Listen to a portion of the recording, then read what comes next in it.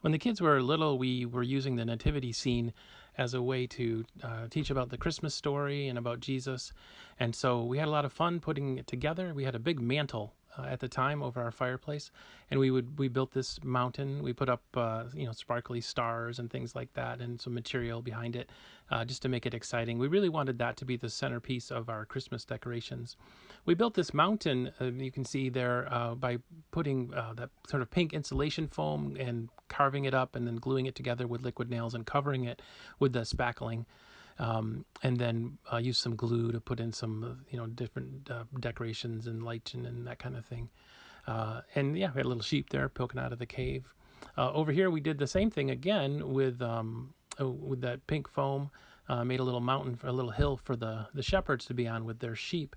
And they had a good time. Over here is Bethlehem. We did these buildings with some cardboard and some spackling, and glued the cardboard together, put the spackling on it, a little bit of paint, and some scraps of material so that the people could have a little Bethlehem scene. Here's the king's tent, and the kings would move around the house. We'd put them on different shelves so as they were traveling towards the Bethlehem. Here's they are on our shelf with our travel books. So I thought that was kind of fun to do.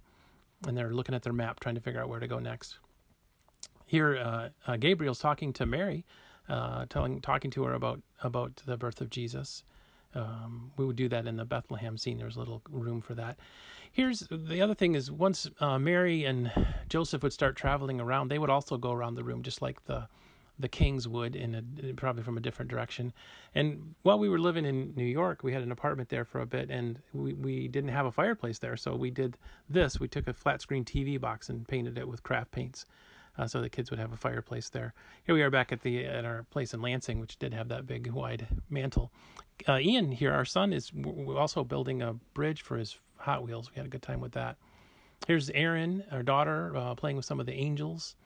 And again, these figures are very tough. The Fontanini figures, the brand name, they really stand up so the kids can play with them and they won't break. There's the Epiphany, the kings talking to Mary. Put Jesus on Mary's lap with a little bit of poster putty.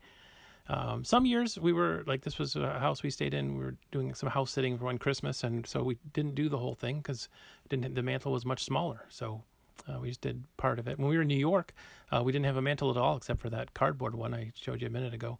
So we took the inspiration from the Met Museum, and we put the angels in the tree, and we set up a little nativity scene at the bottom of it, and did that for a couple of years. And so we had that happening there with those. Here it is. We did make those little buildings in the background, and the trees on the left actually we made from scratch as well. The right one was one we bought. But the buildings we just drew. This is another thing that we built. I just threw this in here because we're talking about building stuff. Ian and I built this together for it's just a little N scale train thing that would sit under the Christmas tree. Now we've got a few kittens. They're new this year, so that changes things again. So we've got the angels in the tree because I didn't want any breakable ornaments in the tree, so we've just got the resin ones. Because this guy here, and he likes to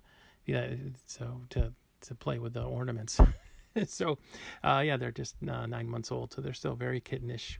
But yeah, that's our nativity scene. That's some of the stuff we built together with the kids or built for the kids, and had a good time with that. So, thanks.